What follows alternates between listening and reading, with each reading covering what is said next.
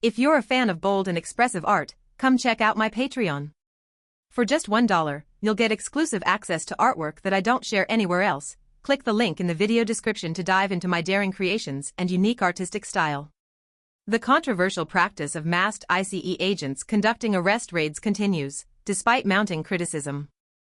Acting ICE Director Todd Lyons, in a recent CBS Face the Nation interview, defended the policy, stating while he personally isn't a proponent of masked officers, he will allow the practice to continue if it ensures agent safety.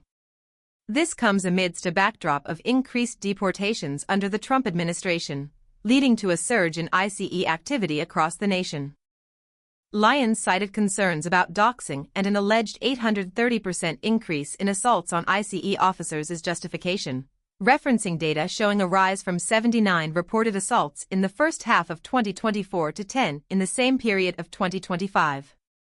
However, this increase coincides with a dramatic escalation in ICE raids targeting primarily Latino communities, raising questions about the context and accuracy of these assault figures.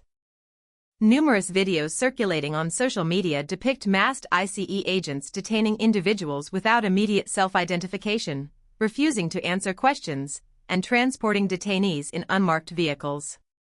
While Lyons insists agents are identified on their vests, many agents only display police on their body armor, despite not being sworn law enforcement officers.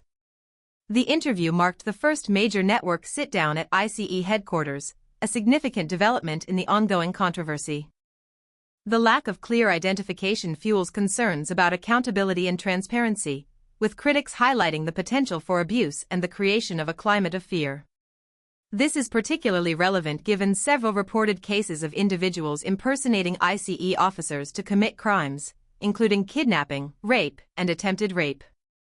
Incidents range from a Raleigh, North Carolina case involving a kidnapping and rape in January 2025, to a Brooklyn incident in February 2025 involving attempted rape, and a Florida case in April 2025 where a woman posed as an immigration officer to briefly kidnap her ex-boyfriend's wife.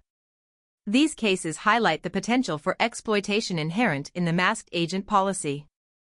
Furthermore, accusations of ICE agents exaggerating assault claims have also emerged, as seen in the case of New York City mayoral candidate Brad Lander, whose alleged assault charges were later dropped. The New York City Bar Association has released a statement condemning the use of masks as one of several legal issues arising from the administration's immigration actions. A coalition of 21 state attorneys general, led by New York Attorney General Letitia James, has petitioned Congress to enact legislation prohibiting masked federal immigration agents. California has even introduced the No Vigilantes Act, mandating identification from federal agents.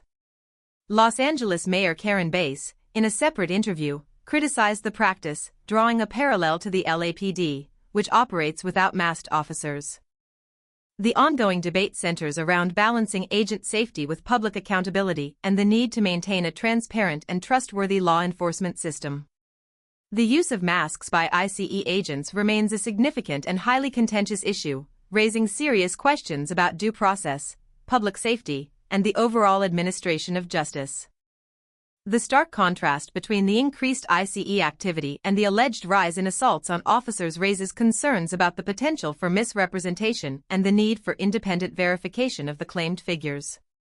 The lack of clear and consistent identification procedures continues to be a major source of public concern, prompting calls for legislative action and greater transparency from the agency itself. The administration's response to these concerns, and the future of the masked agent policy, remain key elements in this evolving story. The escalating tension between the government's efforts to enforce immigration laws and the growing public unease underscores the complexity and gravity of this ongoing situation. The potential for abuse, the lack of accountability, and the erosion of public trust highlight the urgent need for a comprehensive reevaluation of current practices and a renewed commitment to transparency and due process in all law enforcement actions. The public outcry, coupled with the legal challenges and proposed legislative actions, suggest a prolonged battle over the future of this controversial tactic. The implications extend beyond the immediate concerns of immigration enforcement, touching upon broader questions of civil liberties, law enforcement accountability, and public safety. The debate will undoubtedly continue to unfold, shaping the future of immigration enforcement and the relationship between law enforcement and the communities they serve. The ongoing dialogue, marked by conflicting narratives, legal battles, and increasingly vocal public dissent, promises a protracted and highly significant chapter in the ongoing debate around immigration enforcement in the United States.